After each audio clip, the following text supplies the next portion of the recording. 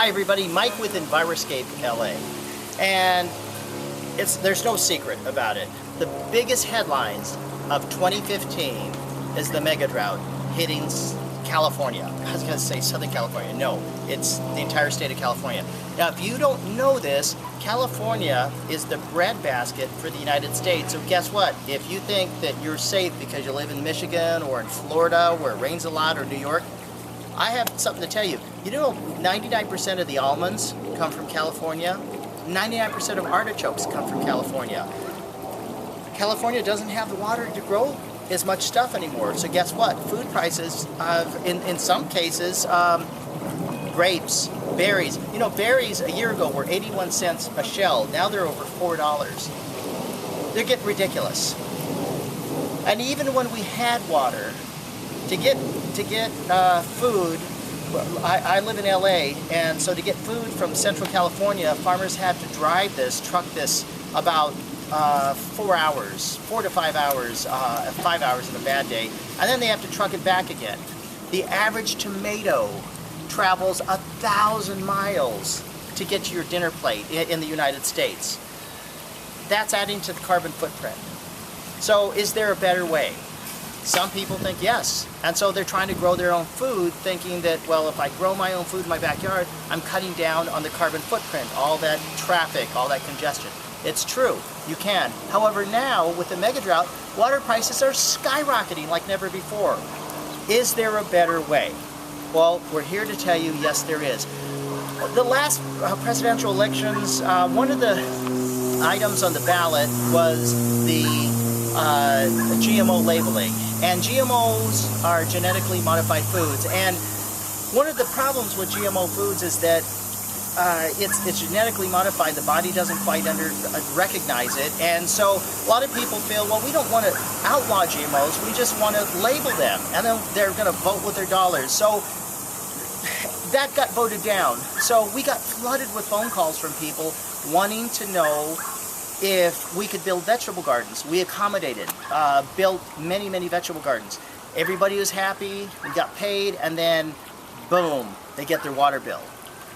It was significantly higher. How are you going to grow your own food, especially paying mega drought water prices? It doesn't seem like there's a way out. Well, I'm here to tell you there is. There's hope. And interesting thing how this came about, we started studying aeroponic and aquaponic systems, and although aeroponic and aquaponic do save about 95% water usage over a traditional garden, they're typically not pretty. They're these big tubes and they just don't look real pretty. Is there a way to get a raised planter bed with soil, which looks absolutely gorgeous, and it's a traditional garden look? Is there a way to get one of those and recycle and reuse the same water? Well, we went on the internet and really couldn't find anything. And so we took, myself and Louis, who happens to be certified arborist, worked together. We put our head together and we built many ponds and waterfalls, got very involved with the pond and waterfall world industry.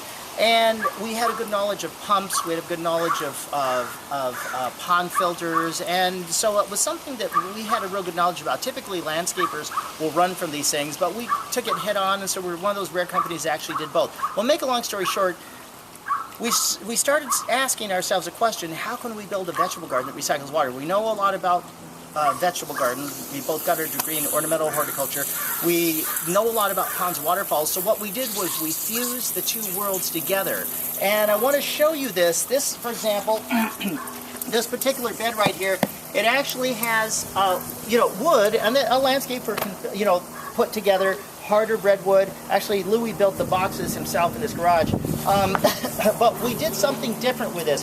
We actually installed, you can see a little bit of it showing here. We left it purposely shown. This is Fish Safe Pond Liner. It's 45 millimeter EPDM liner. It's the stuff that we build waterfalls with. And guess what? It's great for water hitting it, and then you can direct it wherever you're going to go. So we added bubblers, which are just standard in the irrigation industry. So we added bubblers, but now you're asking, well, why would we put pond liner? Why would we line this? Well, we did that because we put a French drain on the bottom, which is basically a long tube underneath the planter bed here on top of the liner. So when the water comes in through the bubblers, it actually goes, instead of going back to the earth, it goes into those tubes, and all three of these planters have them. It goes into a big drainage pipe over here, and then it goes into an underground chamber right here. Now, we took our pond world expertise, and one of the questions we asked was, how could we prevent the stink of water from coming out? So we built a tiny little fountain with it. We put, now if you want to know the sustainability pumps that we use, we like to be as green as possible and use very small, as small pumps as we could use because it takes less electricity. So we used a Pond Boss fountain here, one of their smallest pumps possible. I think this thing only draws, it's less than a 50-watt light bulb. I mean, it's practically nothing. And then we used an Aquamax 3600 made by OASE, O-A-S-E. World's best pond pump for this type of application. It's a solids handling pump. If you get any dirt in there, it'll pass it through. It's fabulous to use for solids handling. We use it in the koi pond world. Anyway, we put that down, and then here you have it. So I want to just take you through. This is, and then we also added DG. DG is decomposed granite, and it's permeable, so if it rains, it goes straight through rather than pushing it into a channel that goes into the street and then out to the ocean. So we're really, really proud of this. And I would say that this is food system that recycles water, but it's absolutely gorgeous. Once it gets planted, we're going to come back again and show you what it looks like. Well, you know typically what a soil garden looks like, but this is absolutely beautiful. I just can't tell you how excited we are of it. And then also too, we're trying to make food look beautiful so that it'll give something back to you. As a culture, we seem to have gotten out of the habit of connecting with our food, and we really need to get back to that, to connect to our food again. And over here we have little cotto trees. I just got to show you. These are called the Wirtz avocado. These things will only grow a little bit higher than this wall right here, about this tall. Get that fat, they get full-size avocados. I mean, it's just amazing. So one of the problems with traditional avocados is people will plant the big ones, they grow gigantic, and you can't reach the avocados.